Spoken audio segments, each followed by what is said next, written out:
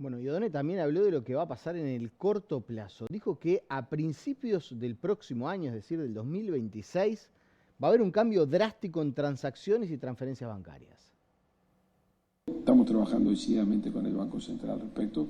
Es algo que tenemos que lograr rápidamente. Tenemos que fomentar más competencia y más instrumentos, como les decía recién, en el mercado. Van a ver en las próximas meses, seguramente a comienzo del año que viene, un cambio drástico en relación a cómo se pagan o cómo se realizan transacciones entre particulares y a través de las empresas. Hoy seguimos sometidos a un sistema de pagos que es obsoleto, que en el mundo no guarda relación.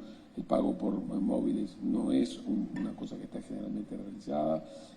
Los costos que están asociados a las transferencias bancarias son necesarios reducirlos, y en eso tenemos una agenda firme de trabajo, no solamente con el Banco Central, sino con todo lo que desde Presidencia se está coordinando en materia de innovación y en materia de generación de cambios.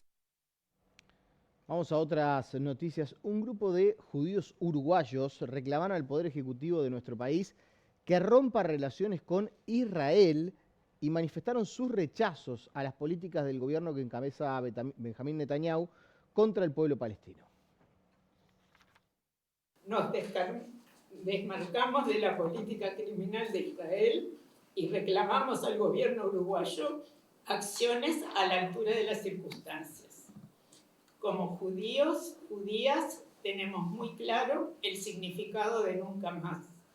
No queremos persecución, sometimiento, gueto, hambre, matanza, apartheid, genocidio, holocausto contra ningún pueblo del mundo, bajo ninguna circunstancia y mucho menos en nuestro nombre. Expresamos nuestro más firme rechazo a la política genocida del gobierno de Benjamín Netanyahu contra el pueblo palestino y exigimos al Estado de Israel que detenga de inmediato la masacre, el bloqueo y la violación de todas las libertades y derechos humanos fundamentales de la población de la Franja de Gaza y Cisjordania. Que los colonos israelíes se retiren de los territorios ocupados, regresando a las fronteras de 1967, y se respete el derecho del pueblo palestino a su autodeterminación.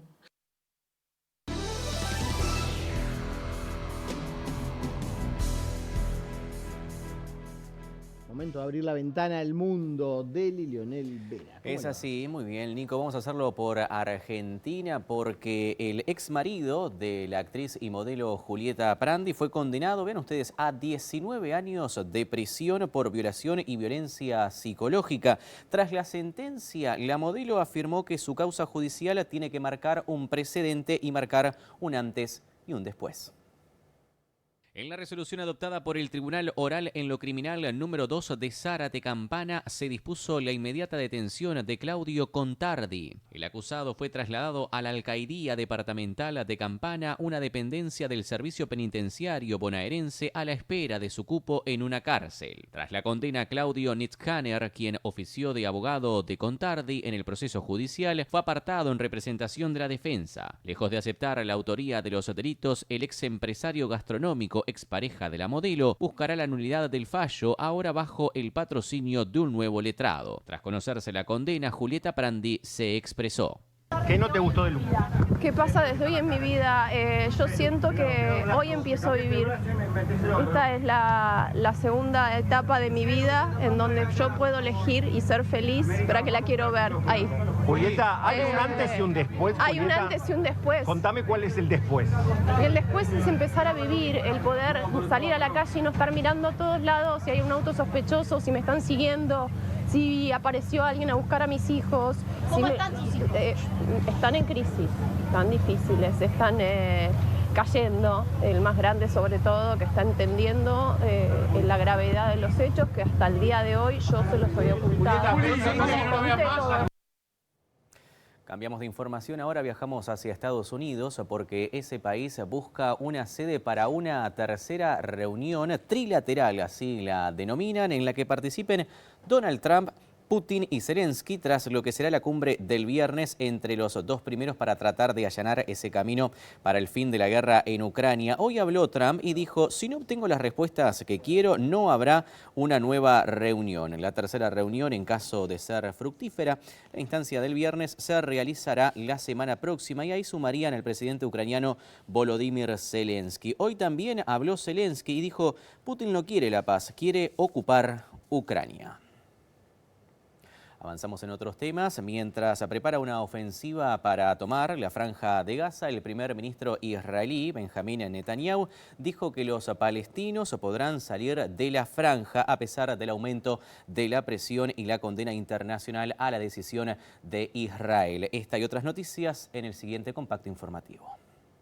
El primer ministro Benjamín Netanyahu afirmó que Israel permitirá que los palestinos salgan de la franja de Gaza mientras el ejército se prepara para una ofensiva más amplia en el territorio. Netanyahu defendió sus políticas bélicas en una inusual entrevista emitida poco después de que Egipto anunciara que los mediadores del conflicto estaban trabajando de nuevo para alcanzar una tregua de 60 días. No los estamos expulsando, sino que les permitimos marcharse, declaró. Hay que darles la posibilidad de irse, en primer lugar, de salir de zonas de combate y en general de abandonar el territorio si así lo desean, indicó Netanyahu. En la franja de Gaza, Israel lleva años controlando estrictamente las fronteras e impidiendo a muchos salir del territorio. Para los palestinos, cualquier intento de sacarlos de sus tierras les recuerda a Nakba, el desplazamiento masivo durante la creación de Israel en 1948. Los planes israelíes de ampliar su ofensiva en la ciudad de Gaza se producen cuando los esfuerzos de mediación liderados por Qatar, Egipto y Estados Unidos no han logrado un avance significativo desde la tregua alcanzada a principios de año, que rota 2 meses después.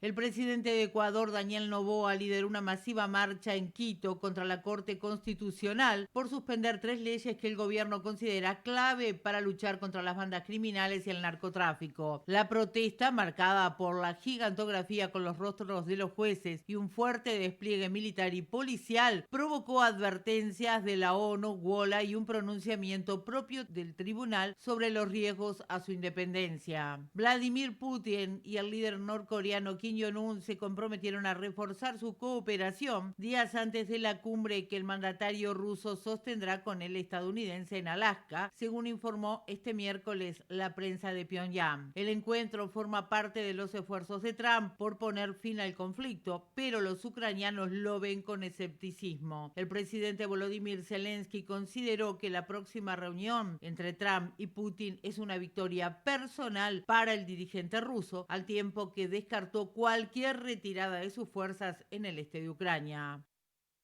Vamos a seguir hablando de la franja de Gaza porque familiares de los rehenes secuestrados por Hamás están en contra de esta decisión de Israel de tomar el control de la franja de Gaza. Aseguran que la implementación de esta operación pone en peligro la vida de los propios rehenes y la baja de soldados durante los enfrentamientos. Nosotros quedamos muy preocupados cuando fue el comandante en jefe del ejército, que discutió, se enfrentó, le hizo saber al primer ministro que este plan, los peligros del plan son 2. Uno, que puede afectar o poner en peligro la vida de los rehenes, y el otro, que va a llevar a que caigan muchos soldados. A pesar de eso, el proyecto fue llevado al gabinete de guerra, y el gabinete de guerra lo aprobó, a pesar de que el comandante en jefe hizo saber exactamente lo mismo. Pero como este es un país democrático y el ejército hace lo que el poder ejecutivo le impone, le ordena, el comandante en jefe del ejército ya está preparando los planes para el tema de hacerse cargo de toda la franja de Gaza. El 80% de la población o más está a favor de terminar la guerra y de liberar a los rehenes. Si el poder político piensa que esta era la solución, ¿por qué no lo hicieron desde el primer momento? Bueno, y a todo esto, los familiares están convocando para una movilización en Tel Aviv el próximo domingo en rechazo a esta incursión del gobierno israelí. Hay una gran aceptación por parte del público.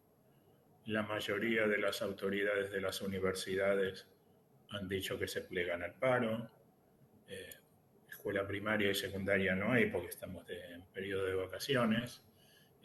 La Cámara de los Empresarios apoya, y no solo que apoya, da libertad a sus trabajadores para que participen si hay marchas, primero para que hagan el paro y segundo para que hagan lo que entienden que tienen que hacer.